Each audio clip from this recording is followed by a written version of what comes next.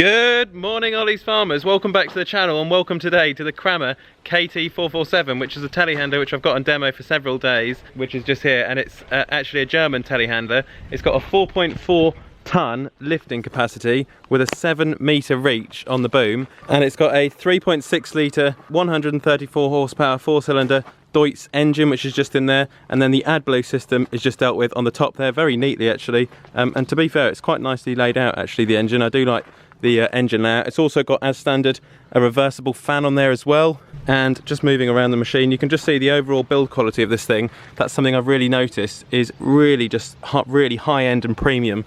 For example, like the bolts just on the wheels are galvanized. I mean, if you just have a look at the thickness of the steel on the front there, I mean, that in person, I can tell you, it's just an absolute tank. One thing about the Germans, especially in World War II, was that they built equipment and they built machines to last, and you can certainly see that when you start to actually look around this machine. I mean, if you just look at the overall build quality of the rear towing hitch here, again, a lot of galvanized pieces of metal, for example, on the rear tow hitch here. There's also no cable to operate this. It's just done purely with a hydraulic lock, which you can hopefully just see on the back there, so there's no need to actually pull a cable to release it. And yeah, I mean, it's an absolute beast, this model, being the 4.4 ton model. And as I'm sure a lot of you guys will hopefully know, the Kramer was the old Class Scorpion. The new Class Scorpions are now made by Liebherr, who's a construction company in Germany, and Kramer are now selling the Kramer products on their own badge. And John Deere has actually invested into the company, so we'll actually see in the cab there's actually a John Deere radio to indicate the John Deere involvement with Kramer. And John Deere, I believe, have bought a 3 to 4% share in Kramer, so it obviously tells you that, you know, Kramer's a premium product, and that it's not, you know, it's not just any telehandler manufacturing company. They're obviously high end to be on the to actually have John Deere investing in them. So moving into the cab here, it's nice and spacious. You've got a nice handle just to get in there, which I quite like. And when you sit in the cab, you've got really good front visibility. And what I really like as well, just on the right hand side here, you've got a mirror which you can just see anything coming behind you. And it's also got a, as standard, RAM mount with the Kramer logo in there. When you've got a phone, is just absolutely ideal. I think I showed this on a Kramer I viewed at the Great Yorkshire Show, but I mean, it's so nice just to be able to leave your phone there for the rest of the day, and then away you go. You can just, you know, operate the controls, and you've got your phone there, so any messages or anything coming up, you can just get them there. So I'll probably have to buy one of these, I think, for the JCB, a RAM mount, thanks to Kramer. And moving down, there it is, the radio, which, as you can see in the middle, John Deere. It's a John Deere radio. This being the newer, updated model of the Kramer, we've got the computer screen just on the right hand side here. So if I just turn it on, you'll see that the computer will just fire up there. So we've got the Weidemann logo, and then we've got all of our data there just on the front, RPM, fuel, etc, how many hours the machine's done. And it's quite nice, to be fair, just having that computer there whilst you're then working, and then you can just look down and you can see the screen. And there's something else which is pretty cool about this computer screen, which I'll show you when we're just operating it in a minute. And then just on the left hand side, we've got some of our other controls which are nicely laid out actually. And then this is our indicator and horn and windscreen wiper on the left hand side of the steering wheel. And then just on the right is the Rexroth joystick, which is actually very similar to the Daichi's one, because the Daichi, as many of you will remember, actually had the same joystick. So you can go forwards and backwards, but just by knocking this rocker switch here. And then this machine has actually got a 3-stage hydrostatic transmission, so you can change through your 3 ranges on these 2 minus and plus buttons here. And then you've also as well got your boom out and boom in, neutral. That's a special return to bucket function there. And then underneath as well, we've got another trigger just below there for controlling the auxiliary outlet from the front of the machine. So for example, a muck grab or a bale squeezer. And then just below that on the command console is our parking brake. That's how you can obviously put the machine into park. So I'm just going to take it across the road now, because I've got some bales to move back into one of the sheds here. So without further ado, let's take the machine across the road and we'll just start it up. I've got a fly in here now, hopefully the fire will do it a bit. So there we are, we're all fired up. I'll just put the air conditioning on because it's quite hot today. And also as well, we've just got our parking brake on down here. And to take the parking brake off, it's really simple. All you've actually got to do is put your foot on the brake down below there, and then engage forwards, and it will then release the parking brake. Quite a nice feature there for when you want to go forwards. So we're moving up now to the second faster mode, so we're now in the second range. And the boom at the moment is in auto for the suspension setting, so it's in a full automatic mode for the suspension. So I'm just now going to head off here and we'll just go and pick up the muck forks.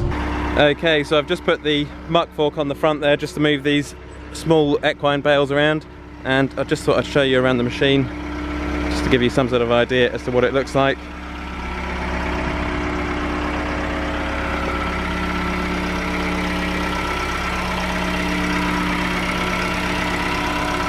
Very beefy back end on it.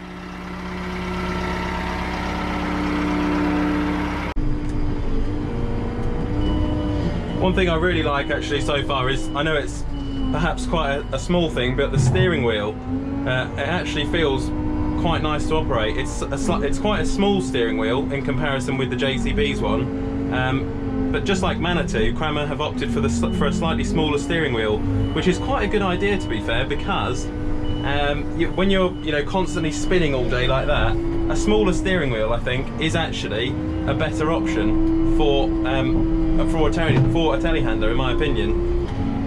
And it's nice as well having the joystick integrated into the armrest.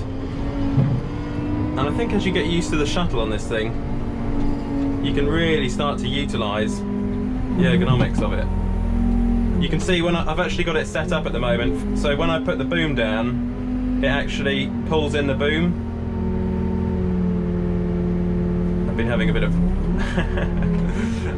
bit of play with the buttons. So to stop it from doing that, I can just flick it back to manual, and then the boom won't automatically shut itself, bring itself in as you put the boom down. But quite a nice function that there for if you were loading a grain lorry or something like that, for example. Another very nice function as well, as perhaps you might have noticed, is on the screen when you go into reverse, you actually get, hopefully you can just see it down there, a reversing camera, and then when you go back into forwards it disappears. But a very nice feature there, just in case you're worried obviously about what's behind you. Really, really cool. I really like that. Now I'm spinning around. I've got to be careful in this shed because the bales are about as wide as the shed. Oh, I'm just putting them in two at a time now. It's just a lot easier.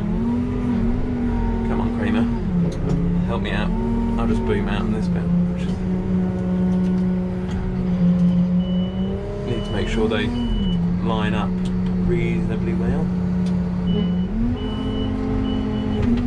Go on, off the tines.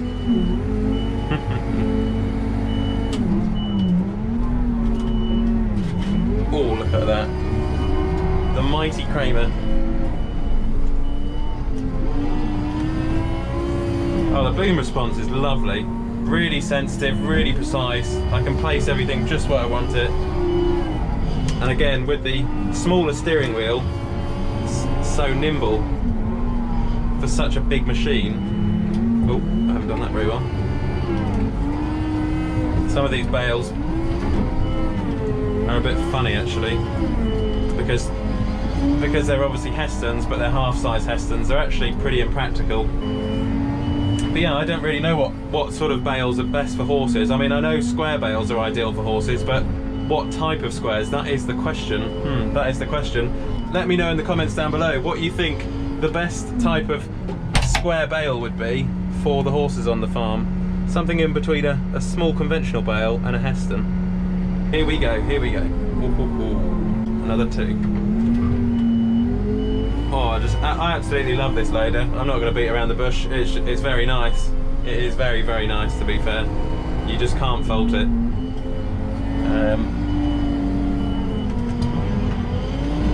So smooth.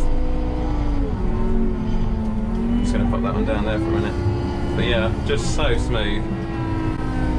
Something I really like as well, if for example you're loading a muck trailer, you just boom out to the top, and then all you've actually got to do, check this out, push that button, automatically tips it for you. How cool is that? And then also as well, you can obviously set your telescopic boom in and out when you go down. So now I'm going down and the boom's coming in as well, retracting itself automatically. And then also we've got a pallet mode here as well, so that the telehandler will actually maintain the position of the muck forks, or a pallet forks if you had pallets on, so that you don't actually lose your level. So it's actually a perfect 90-degree, shall we say, level. Absolutely perfect. So let's just bring it down. Boom coming in as well.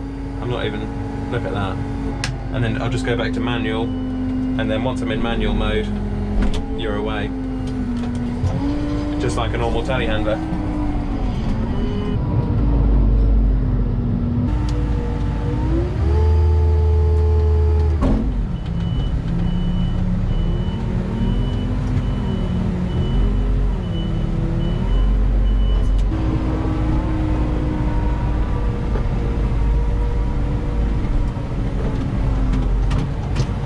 There you go, boys and girls.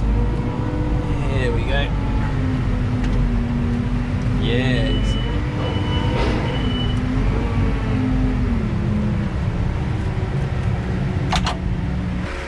Some nice hay which was made earlier on this year down at the marshes, and and these cattle, they're heading off to market tomorrow, so I've just got to empty this, get rid of this bit of net wrap, and then they're already fighting over it.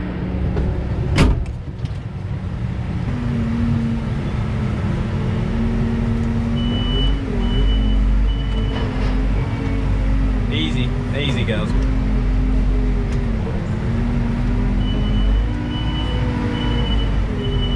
And if I just hold this button here and the button underneath, give it a bit of a shake there to just give them a bit of grub. That side.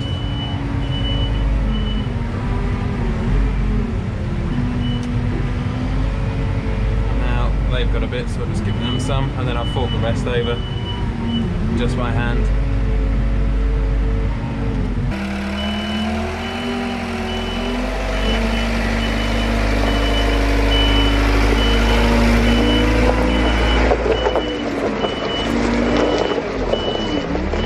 So there we go, I'm back now stacking these bales here, these square bales. But so far the Kramer seems to be really good. I'm really pleased with it so far. Something as well which I forgot to show you guys earlier on was actually at the back of the Kramer here, which is just the rear tombstone weight. It actually has some storage boxes in there, so you can actually store some items, some tools in there perhaps. There's one on each side, which I really like. So yeah, it's quite a nice cool little feature there.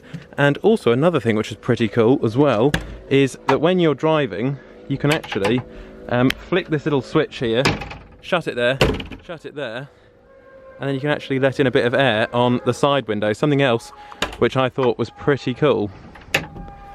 So hopefully you've enjoyed today, just seeing what the Kramer was like today on the farm. Earlier I actually just picked up some cattle which have actually got to go to market. I'll fill you in with that in a future video. And also the McCormick is in the workshop at the moment and is due to be fixed. So there's lots happening on the farm at the moment. So stay tuned for plenty more content. And don't forget as well that I've today got the new Olly's Farm merch on, which is the standard t-shirt, but I'm now doing them in red. And you can go and get them from www.teespring.com/Olly's Farm. So go and check out the new red Olly's Farm t-shirts, which I'm wearing here now, and I'm really happy actually with how they've come out as well, just like the green t-shirts as well, which are also available. Thank you very much for watching. Do remember that you can click the subscribe button down below to subscribe to the channel, and also as well you can go and follow the Olly's Farm Instagram page, which is ollys.farm in the Instagram search bar. Thank you very much for watching, and as always guys, do comment, rate and subscribe for plenty more videos to come.